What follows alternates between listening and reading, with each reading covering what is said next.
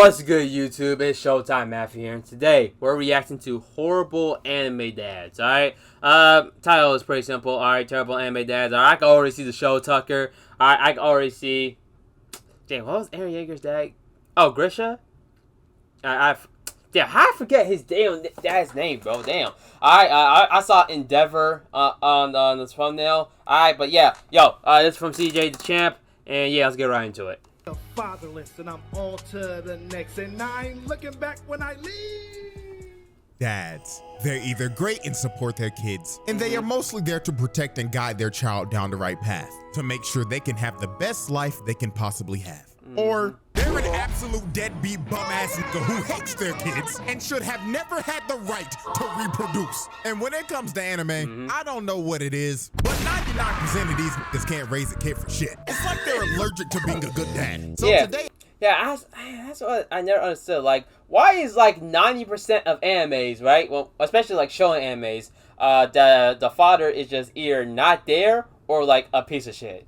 Like, I swear, damn near half of these characters never had a good father. Like it's always like somebody else that's not like their biological father. Yes, I understand like the theme of like, you know, finding family and shit in there, but like, why is so many of these biological fathers so ass, bro? Like. And it's so much, it's shown in so many times, I'm just so used to it, and it's like, why though? Like we could switch it up here or there, like, we could, like, figure something out, like, why is it always like that? I got a little different video for y'all. Today, we're taking a deep dive and taking a look at some of the worst fathers in anime history, with an honorable mention, because if I'm talking about bad dads in just animation, period, this motherfucker is gonna make the cut every single time. So we're gonna start from the top. And the lower we go, the worse they will get. It's like we're simulating hell for how much hell these fathers put their kids through. So without further ado, first up on the chopping block. Good old Jing. Now we're starting off with Jing. Oh yeah, right. Yeah, I don't think I actually watched Hunter x Hunter, right? Yeah, I don't think I did. Alright, that's my next anime though. Alright, it's my next anime. Don't get in the comments and start writing that hate comment, alright? It's my next anime. I promise I'm gonna watch it, so relax. Relax, okay? I'm gonna watch it. Alright, calm down. Because everybody else on this list is 10 times worse than him. But it doesn't change the fact that this man Jing is the king of the deadbeats. Like, when it comes to deadbeat dads in anime, Jing is easily the first nigga everybody thinks about. And I mean, the evidence is there. I mean, we all know the running joke. This man dropped his son off at his cousin's house and named him Gone, because that nigga was gone 30 seconds later. This man is a stereotypical dad that went Yeah, why did he name him Gone anyways? To go get milk and never came back. Bro really dropped off a whole baby and the child support bill on Mito because he knew he wasn't trying to pay that shit. And I ain't gonna lie, if Jing was my dad, I really hate this nigga, because if he passed this ziggity zag ass hairline down to me, boy, I'd be sick. This man deserves the absolute worst for making his son inherit this shit. But besides all this man didn't come to see his son or contact him for 12 whole years. The only stuff he left for Gone was a cassette tape, a rusty ring, and a memory card for a PlayStation off of Craigslist, or a game that he created that you could die in. I kid you not, the nigga deadass left a message on a cassette tape that said, "Hey, Spark, so, you wanna find me? Well, I don't wanna see you, little nigga. Matter of fact, don't even chase me, little nigga. I'm gonna be so real with you. But if you do become a hunter, then beat this game that I made called Greed Island. It's basically Sword Art Online. So that means, don't die in that bitch." Oh, Jesus! I think somebody just died, but you'll be fine. Anyways, though, you beat that? Then I'll maybe finally talk to you. Well, good luck, sport. Why did he abandon Gone anyways? Alright, look, I'll let that spoiler slide, okay? One spoiler, okay? Why did he abandon Gone anyways? Like, why did he do that anyways? Because, like, they always say that he abandoned his son, but, like, nobody actually said why. Alright, like, I just want to hear it one time, okay? Just explain why for me. But I'm gonna be so real with y'all, the shit that really pissed me off about Jing, in the moment that showed everyone that this nigga ain't shit, was when Gon was in the hospital. Now, Gon was fighting for his life after his fight with Pito. He was on life support and he was about to die. And Jing did not bother to visit him once when he was literally across the street. Not even a 5-minute walk. The lazy bastard didn't even want to go to the hospital to see his son that could have died. Like I'm telling y'all, when Leorio called this man out in front of everybody, it was pure satisfaction. Bro got on the mic and was like, I got a question for Mr. Jing. Hey, yo, why haven't you gone to visit your son, you bum-ass nigga? Exactly. You deadbeat, musty, dressed in rags, bitch. You out here answering questions for people you don't even know. Meanwhile, your own flesh and blood is about to die. So answer the question, hoe-ass nigga. Why have you not gone to see your son? And after Leorio called him out, Jing replied with, man, he got enough friends. He'll be fine. Did he even say he wanted me to come in the first place? And the fact that this man Jing said that, does he even want me to come, while Gon can't even say that shit? That's literally what. Wasn't that one of the reasons he even became a hunter to begin with? I'm pretty sure that's one reason why he became a hunter, alright? Because he's in a coma? What? Pissed Leorio off to the point where he said, fuck it, and swooped on this nigga, lifted him out of his seat with a Shoryuken. And when this happened, I kid you not, everyone in the room cheered because they all knew that this nigga was a bum. Everyone was happy when Jing got laid out. And then the icing on the cake of Jing just being a deadbeat is when Gon woke up and was so happy to see his father. This man was crying and was so happy to see his dad. And look at this man's face. Is this the face of a man that wants to see his son? Wow. Hell nah! He thinking in his head, damn. Do I have to actually be in this little nigga's life now? And I gotta pay child support now? Oh my God. And when Gon left and said, can we talk again? This man Jing was like, I don't know. And everybody in the room booed him, calling him a deadbeat and a bum-ass nigga. Just the ultimate deadbeat dad starter kid over here. Like they should. And this man Jing was ready to swing on everybody like, bro. But yeah, Jing is easily the king of the deadbeats. But like I said earlier, there are dads 10 times worse than Jing. And next up is a dad that abused his whole family. Oh, man, boy, Endeavor. Endeavor is a great hero, but my God, he was a terrible father. Now, I will say this. Endeavor, without a doubt, is the most improved father on this list. Oh, yeah, most definitely, alright? Like, I understand why people still give him shit, alright? I'm not sitting here trying to defend his shit. Alright, I probably won't probably do that, but I will say, he is probably the more improved fathers out of, like, the horrible dad conversation, like, he's probably the most improved out of them all. Alright, like, at least he actually feels guilt about the shit he does. Alright, well, the shit he did. Alright, I'll at least give him that. While, everybody else, like, the other horrible dads, they don't really do that. Alright, they just kind of just went with it. So, yeah, I'll give him that, though. I'm not defending him, but, like, I'll at least give him that.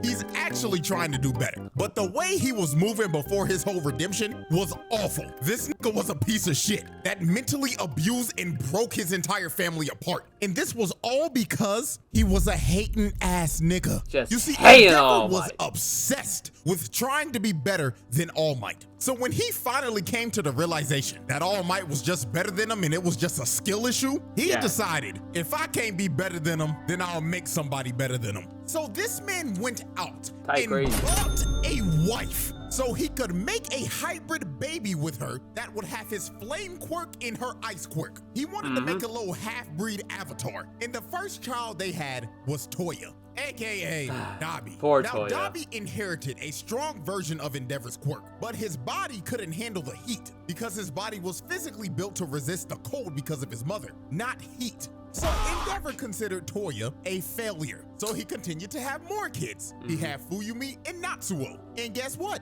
They didn't live up to the hype that Endeavor wanted. So then he tried one last time, and he finally had a baby that had both quirks, and that was Shoto. And when Endeavor finally had Shoto, he was so obsessed with them, he just gave up on all of his other kids and told them not to be heroes. I mean, this nigga straight up told Toya in the nicest way possible.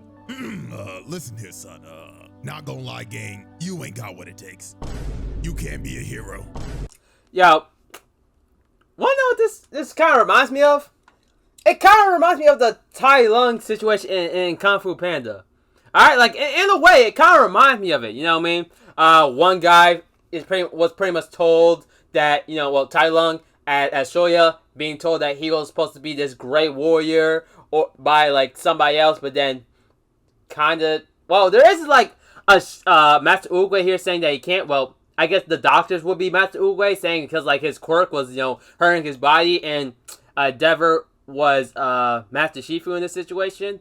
Alright, like I see some correlations. Alright, I don't think I'm explaining it perfectly, but I kind of see some correlations between like that kind of situation there. You can't be better than All Might. Just give up.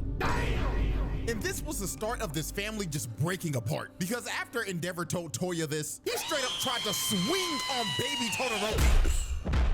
So after Toya tried to swing on his baby brother, Endeavor straight up told his wife, keep Shoto away from the other kids and don't let Toya out of your sight. So this is when he just started to neglect his other kids, and the only kid he cared about was Shoto because he was hhis perfect creation. So he put Todoroki through some hellish training, like he was beating this little nigga's ass. And when his mother came in to try to stop him, he just hip slapped her right in front of his kid. And this wasn't even the last time he hit his wife, because one day Toya came back to his dad and told him, oh my God, Pops, I've been training right, and not gonna lie, gang, I think I understand it now. You should come watch me, Dad, please. And when Endeavor heard Toya was training again, he went to his wife and slapped the shit out of her right in front of his kids and started yelling at her and cussing her out. And this was the start of Todoroki's mom's mental health just declining, because every time she looked at her kids, she saw Endeavor. And this led to Todoroki's mom throwing boiling water on Todoroki's face, giving him the Zuko scar because she straight up snapped and tweaked out because she couldn't even see her kids the same. Her I feel mind so was bad for her. broken. So Like that shit, bro. Like, man, I know. I see some people try to get mad at her, but like I don't see why to get mad at her. Like, I guess it was just a trauma response. I guess out of anything, if that makes sense. All right, it probably doesn't. I probably think of a different word to use here, but like I guess I'll say trauma. I guess. All right, I'll probably say trauma out of everything. That's probably it. Right. He straight up threw her in it's a shady situation, really. And then since he completely neglected Toya, Toya went up in the woods thinking his dad was coming. And when he realized he wasn't, his emotions took over and his flames became out of control. And it ended up starting a goddamn California forest fire. Man's burnt down the whole forest and Endeavor thought his son was dead. Just for all for one, to find his son who was burnt to a crisp and make him a whole super max super villain. Nigga turned him into a D1 tweaker. All for one stage being at the right place at the right time, bro. Like he's always there, bro. Like, how does he keep doing this shit? Abused his entire family and pushed them to their breaking points. All because he was a hating ass nigga that wanted to surpass All Might. But you see, Endeavor is not the only father that we're covering today. That was a firebender and caused their son to get half their face burnt. Oh, so we are doing Ozai. Now it's time for our honorable mention. Okay. Now, y'all should have known damn well, if I'm making a video about bad fathers, this man Ozai will make the cut every single time. Ozai is just flat out one of the worst fathers in fiction. This man is an actual evil narcissistic psychopath. And the way he treated his kids, whoa boy. There was a reason Zuko was a depressed dickhead and Azula was a psychopath. It all goes back to their father. So first, let's start off with Zuko. And we have to dive all the way into the comics for this. Now, the whole family was having dinner, right? And Azula was talking about how she set her firebender's teacher's pants on fire. So Ozai, of course, was glazing Azula because she was clearly his favorite child. And he was straight up enabling Azula's bad behavior. Talking like, your teacher sounds like a fool. I'll have him sent back to the colonies. So Zuko chimed in and said, he's not a dummy. He just thinks that proper firebending has to start. And Ozai cut Zuko off and he is like, pissed. damn, And he they even let him finish. That a father should never say to their child. He told Zuko, how dare you lecture your sister on firebending? You know, little nigga, let me let you in on a little secret. When you were born, we weren't sure if you were a bender at all. You didn't have that spark in your eyes. I Damn. to cast you from this palace. How embarrassing for a prince of the Fire Nation to have a non-bender as a firstborn. Damn! You little nigga, your mother and the Fire Sages pleaded with me to give you a chance. Azula, on the other hand, never needed that kind of luck. Damn! She was born lucky. You were lucky to be born. Damn! Snapped on his child at the dinner table, bruh. He basically told Zuko that he ain't shit, and you were looking He didn't at even finish. blowing your mama's back out to They make didn't you. even finish his It keeps on sentence. getting worse from here, bruh. Because the next awful thing he did to Zuko was, of course, the Agni Kai. So Yeah. this all started in a war meeting. So this one general came up with a plan that would have an entire division of new Fire Nation recruits be used as bait to distract the Earth Kingdom's forces so a better division could attack from the rear. Now, obviously, this plan is terrible because Yeah, they're literally throwing new recruits out there to die. Just- So just Zuko letting spoke up thousands and die. said that this plan was straight garbage and you're sacrificing and betraying loyal soldiers of the Fire Nation. And when he said this, all the generals just stopped and looked at this nigga because Zuko spoke out of line when he wasn't supposed to. So Ozai saw this as disrespect to the general, and the only way to settle this was an Agni Kai. So Zuko thought that he was going to be dueling the general. But when Zuko turned around and saw his opponent, it wasn't the general. It was Ozai. Because Ozai thought that it was disrespectful to him because Zuko ran his mouth in his war chambers. So Zuko was pleading to his dad like, "Dad, please, I'm sorry. I didn't mean it as disrespect." But Ozai was like, "Stand and fight with Zuko. Don't be a bitch. Stand up and fight for your honor." So Zuko refused to fight Ozai. Damn. And Ozai proceeded to burn half of his face off in front of a live crowd. And then after he gave Zuko his scar, he banished him and kicked forced him him out. to have this ugly as a bald ponytail that Jeez, nobody man, should that ever be forced ponytail. to have, and told him, "Don't come Like, that back shit is till you disgusting. find Why out have who anything has that- been missing." Like, why the ponytail though?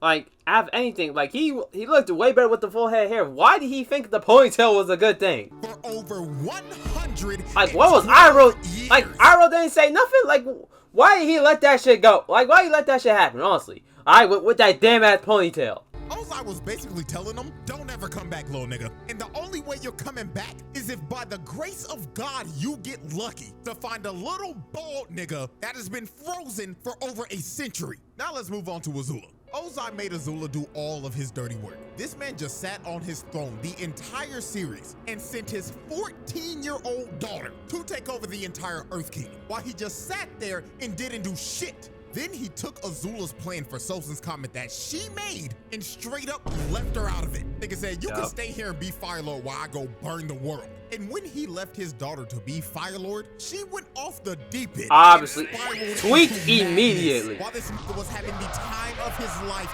burning the entire world. Ozai, without a doubt, is one of the worst fathers of all time. Kicking up the dirt as I pull up my skirt. When I walk by, they all on alert. I've got that. Left foot, right foot, left foot, right foot, left foot, right foot, left foot, right foot. Jingle. This dude Yuri is probably one of my favorite too. Like Yeah. that Icy Knight one with the glowing blue sword is wicked. You got like someone else like this, which is Michael, who is the character in itself, is a golden angel radiating power with 6 huge wings. They're not even just basic units. I will become the nightmare of this realm. By the sun and stars, we will prevail. My ascent begins, and I shall never falter. Spirits reveal much to those who listen. By drawing a The fourth Kazekage is easily the worst dad in the Naruto series, and is just flat out one of the worst dads in anime history. This motherfucker ain't shit. He had Gaara living one of the worst childhoods of all time. Nigga had his son depressed 24/7. It made him start his emo Oh, phase. my bad. Sorry, my bad. Ozai, without a doubt, is one of the worst fathers of all time.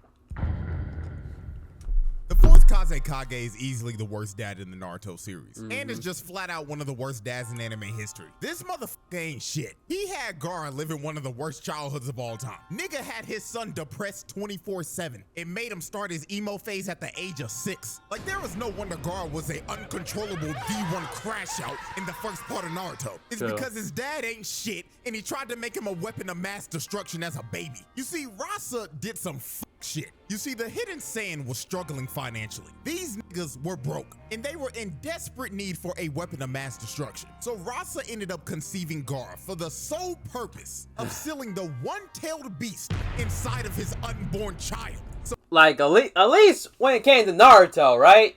At least they did that just because, well, they didn't really have, like, another option. Gaara was pretty much forced on that shit for real. Alright? Like, at least Naruto, only got forced into it because like there was no other option. All right, there was other options.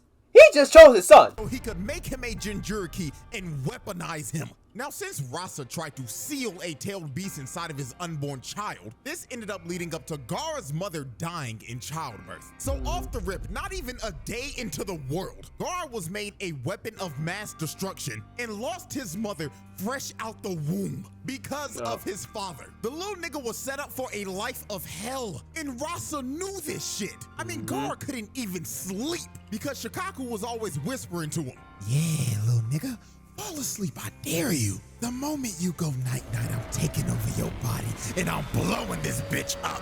Do it, little nigga, I dare you." And of course, since he was a Jinchuriki, just like Naruto, everybody in the village was scared of him and stayed away from him. And Rasa let it happen. He didn't do shit about it. He just let them ostracize his son. Just and like he Lord did not Third. let Gaara have fun at all. This man was the no-fun police. He would play outside with Temari and Kankuro, right? And they were just doing normal things. They were just building sand castles and shit and just having a blast. But then here came Mr. My Son Can't Have No Happiness. His bum ass didn't even say a word too. All he did was look at Temari and Kankuro and shake his head. No. Stop playing with that nigga, even though he's your little brother. Get away from that freak. So Rasa didn't even allow Gaara to play with his siblings. He just straight up neglected them and wanted them to be alone 24/7. But you see, the absolute worst This thing is Rasa shitty, ever though. did to Gaara was making the only person that cared about him try to kill him. You see, Gaara had a great relationship with Yashimaru. He was his caretaker and also his uncle, and he deeply cared about Gaara. He was the only person that showed him any type of love in his life. So guess what this nigga Rasa did? He told Yashimaru, "Yo, twin, I want to test my 6-year-old son to see if he'll crash out or not. So do me a favor and go try to assassinate that little nigga. And also tell that little nigga that his mother never loved him. I want to see if he'll go berserk. And if he does, he's a failure of a Jinchuriki." So For this no nigga reason, mind sent you. Gaara's Like a uncle 6-year-old. to try to assassinate him. So when Yashimaru pulled up on Gaara, he had on a mask covering up his identity. So Gaara didn't know who it was. So Gaara immediately grabbed him and crushed him like a bug. So after Gaara swatted him like a fly, he went over to his body and saw that it was Yashimaru. And Gaara was sick to his stomach because he basically just murdered the only person that cared about him, and the only person that cared about him just tried to assassinate him. And with Yashimaru's last breath of life, he has to lie and tell Gaara because Rasa's watching this shit. "Gaara, I was ordered to kill you by your father. And deep in my heart, I always hated you, Gaara. And you know who also hated you? Yo mama, nigga." And then just fully tweets So out. Shikaku took over and Like, Gaara right there. ended up going berserk. And Rasa watching this the whole time is like, looks like the child is a failure. My son is fucking useless to What? me now.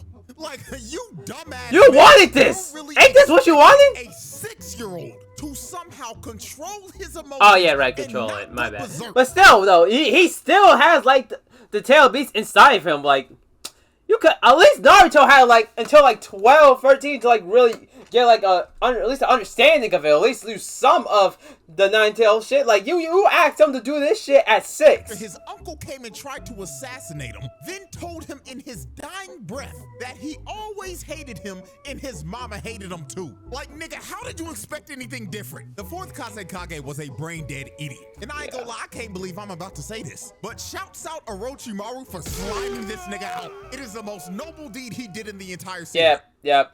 Shout out Orochimaru though. He really did help out there, alright? He did not need to be here either, alright? That and Lord Third, alright? Appreciate it. Because Rasa had to go. This motherfucker wasn't shit. Now, when Oh, it yeah, comes this to one. who's the biggest sack of shit in One Piece, obviously you know you got your celestial dragons and everything. But right under them is this motherfucker Judge. This man had Sanji living in hell, all because he was a normal human being. You see, Judge wanted all of his kids to be perfect weapons for Jarma 66, and he went to the lengths of genetically altering his kids to the point where they would lack any type of sympathy. He wanted them to be emotionless weapons because Judge was a warmonger who terrorized the North Blue and wanted to conquer all of it to restore the German Empire to his rightful glory. Now, Sanji was Oh shit, my bad. the oddball of the family. because he actually had emotions and was just a regular human because of his mother. Because when she was pregnant, she took a drug to try to stop the genetic mutation that Judge was trying to do to their kids. Now this made her bedridden and she ended up dying because of this. And it only worked for Sanji. His other three brothers was some Well, it did work on his sister too, so Judge kinda. put all of his kids through intense training. Well, and during this training, Sanji always fell behind. So when Sanji was basically failing every single training exercise, Judge became disgusted with Sanji. He was so disgusted with this little nigga that he would let his other brothers beat the shit out of him, and he wouldn't do anything about it. Sanji would cry for his dad's help, but Judge would just look at him and tell him, "Man, little nigga, if you don't get your ass up, quit being a crybaby and bitch. I can't believe you got my blood in you, you fucking disgrace." Damn, bro. And his brothers continued to beat the shit out of him. They would do this every day, and Judge would just let it happen because he Just didn't let it care about go. Sanji. The only let kids it he happen. cared about were his sister and his brothers. And my God, when Judge figured out that Sanji's hobby was cooking, ooh, this nigga did not like this shit at all. Sanji was making food for a mouse, right? And the mouse was tearing that food up. But then Judge barged in the room and just started yelling at him like, "Sanji, are you cooking for them ass rats again, boy? I thought I told you to cut that weak ass shit out." So he walked over to the plate of food and threw that shit out the window, along with Mickey Mouse. He killed Damn, that why nigga. he killing Then that, told him, though? "Don't ever cook again. And if I catch your little ass in that kitchen one more time, I'ma whoop your ass." So it got to the point that Sanji just continued to fail at everything. And Judge just decided to consider Sanji a failure. So this man did one of the worst things I've ever seen. Judge decided to fake Sanji's death, and he threw him in a dungeon and locked a metal helmet on his head and just locked him up forever so he never had to see him again. And Yeah. he stayed in this cell. I never understood the metal hat. Though. Like, why did he put that shit there anyways? Like, you already had him walked up. I don't understand why he had to put the shit on his face though. Like, I don't understand that part. For 6 months. And while he was in this prison cell, his brothers would go in there and just beat the crap out of him for no reason at all. They would just do this for fun. So this got so brutal that his sister couldn't take it anymore. So she just broke him out so Sanji could run away. Now, when Sanji was trying to make his great escape, Judge found him trying to leave. So Sanji stood up to Judge and told him, "I'm leaving, old nigga, and there's nothing you can do to stop me." And Judge just looked at him and said, "Okay, don't hit your head out the door, little nigga. Damn. I don't care what you do, I'm gonna be real with you. But before we part ways, let me tell you this. Never tell anybody that you are my son, because you are the only stain on my legacy." So Judge let Sanji run away because he couldn't give a damn about him. And Judge didn't see Sanji again for 13 whole years. Done. Because you are the only stain. Right here. Years. And the next time he saw him, he tried to use Sanji to marry him off to one of Big Mom's daughters. Bro didn't see his son for 13 years, and the first thing he tried to do was use him for a diplomatic marriage. And to make sure he couldn't leave, he put these handcuffs on him. And if he ever tried to take them off, he would blow his hands off so Sanji could never cook again. So after the whole cake arc and the Straw Hats rescue Sanji, while the Straw Hats were leaving, Judge saw Sanji on the Sunny. And the last thing he wanted Sanji to hear before he left was, "Sanji, I just want you to know something before you leave. You still ain't shit, and you'll never be shit." Not gonna lie, gang. Well, If your bad pops nigga, was bro. talking to you like this after years of abuse and neglectment, ain't gonna lie, you might have to slime that nigga because that's insane. Judge rightfully earned his reputation as one of the worst fathers in anime. Alright, here comes Shaw Tucker.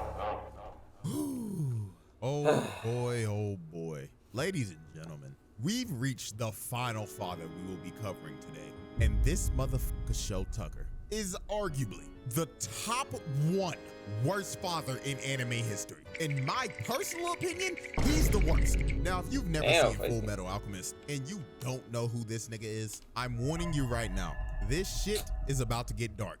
So, I mean, for me personally, it has already been spoiled for me, but still seeing it when it happened though, it was crazy. Like, I'm not actually gonna say it. I mean, he's gonna say it, but I mean, y'all already watched the video. I might as well just say it. He turned his daughter into a dog, like a dog, nigga. Like, what the fuck? Tucker was Like, a seriously. alchemist that was known for his work about chimeras. And Sho famously got his state alchemist license for making a chimera that could speak the human language. And he did this 2 years ago. So when we first meet Sho, he just looks like an average run-of-the-mill middle-aged. What makes Shao Tucker so worse? No, what makes him so bad is that you don't really expect it, from Shao Tucker. Like, he doesn't really seem a guy. He's not one of those guys that seem like they'll hurt a fly. Like, we have people like Judge or Endeavor who seem like strong, tough, intimidating type of people that that's like the average. Well, I don't want to stereotype or anything, but like the type of person that you would kind of see and you will probably put in your head like for something like this. All right, Shao is probably not one of those people. All right, he seems like a normal guy. All right, nice calm guy, and that's what really makes him like truly worse, because it's like you don't really expect it from him. Had a couple of midlife crises, as we can see clearly from his hairline, because that shit's receding like a motherfucker. But Sho had a daughter named Nina and a dog named Alexander, and they looked like a pretty happy family. Now, the house was nasty as hell. The dishes are like they ain't been washed in a week, and the shelves are like they haven't been dusted in ages. And Sho says the reason why the house is like this is because his wife left him and his daughter, and she left them 2 years ago. So after Ed and Al met Sho the first day, when they were leaving, Sho was informed that assessment day was coming up. And assessment day is an evaluation to see if you can keep your state alchemist license or not. And last assessment day, Sho laid an egg. That nigga failed. So this next one coming up was make or break for Sho. Because if he did ass on this next test, he would lose his state alchemist license. So the next day Ed and Al came over, they came and played with Nina and Alexander. Cause Nina was sad because her dad was locked up in the lab the whole day. Cause he was contemplating what could he possibly do to pass the next evaluation day and not get fired. So Sho came up with one of the most sick, vile, disgusting, disturbing ideas ever. When Ed and Al left on the second day, this nigga told Nina, "Hey Nina, I've got a great idea. Do you want to play with Daddy tomorrow?" And of course Nina was happy because she was finally gonna get time to spend time with her dad. But this was not gonna be fun father-daughter time like Nina thought she was about to have, because the time she was about to spend with her father was about to change her life forever.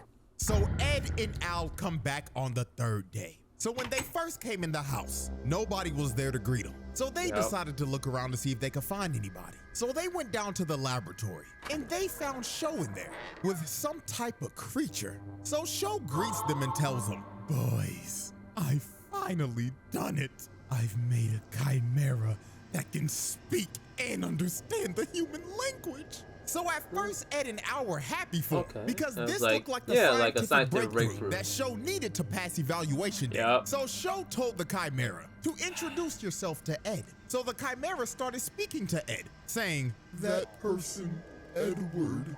That person, Edward." And then the last thing the chimera says made niggas sick to their stomach. It said, "Big brother Ed." And look at Sho. Look at how he is standing. Bro doesn't even look human right here. I'm gonna be so real. So then to make sure Ed wasn't tripping, he asked Sho, "When did you get your state alchemist license?" And Sho says, 2 years ago. Then Ed asked him another question. "When did your wife leave?" And Sho states, let's see. That was about 2 years ago as well. So then Ed asked him one final question. He asked, "Where's his dog? Where the fuck are Nina and Alexander?" And he tells him, "Can't you tell? They're in this room with us right now." Oh my goodness! And it all clicked from there. I have no words, man. Like, I watched this shit. Like, it was spoiled for me. Alright, it's been spoiled for me for like years. But yet still, when I still saw it, like the build up to it, I was still shocked, man. Like now that I have like the full context of the situation, it just makes everything like 1,000 times worse. This nigga made Nina and Alexander do the fusion dance and turned them into motherfucking dog nigga. And guess what? The wife? Yeah, she ain't leave, nigga. Show turned her into a chimera 2 years ago. That's how we got a state alchemist license. So Ed slammed Show on the wall. And Show didn't even And the worst part about it is, bastard was all and the worst part is you can't, alright, this is a spoiler, but if you didn't see it, you can't turn people back from this. Alright, like once they fuse that shit together, that's it. Like there's no bringing that shit back. There's no way to like separate that shit back. So like this is their life now, basically. Smiles and was just saying, oh, this is just human evolution. This is progress. So Ed starts beating this nigga's ass. He punched Bro for about 30 seconds straight, and he was going to kill him. And I ain't gonna lie, he should have killed the nigga right here. But Al stopped him because Nina Xander was still watching him the whole time. And she was telling him, Big brother Ed, why are you beating up Daddy? So Ed stopped because it was just too much, bro. And this pathetic bastard Show was so delusional after getting his ass whooped. Bro was saying, I did it. I made it in time to keep my alchemist license. Dude didn't even care about his daughter or the sick ass shit that he just did. All he cared about was keeping his status as a state alchemist. So obviously they arrest this sick ass nigga and put his bitch ass on house arrest. And while he was locked up in his house, Scar broke in. So he walked up to Show and did what needed to be done. He gripped this ugly ass nigga by the face and electrocuted him, sending his ass to the bottomless pits of hell. And then after he boomed Show, Scar just decided the best thing for Nina was to just put out of misery. So he kills the fusion of Nina Xander. So yeah, man. This man Show is a sick nigga. He turned his wife into a chimera, then made his daughter and the dog do the fusion dance. Like, there was a reason this man is universally agreed upon as the worst father in anime history. Well, ladies and gentlemen, that was a showcase of some of the worst dads in anime history. And if you're wondering, but CJ, what about all these other horrible, deadbeat, sick-ass niggas? Part 2. I got you. I got a whole nother 6-man lineup ready to fire off. So if y'all down, we'll run this back after like the next trial or something. But with that being said, hope y'all enjoyed. And for all my dads and future dads out there, keep doing what you doing and don't be like these niggas. Alright, yo, CJ, yo, WVid, man, WVid, alright.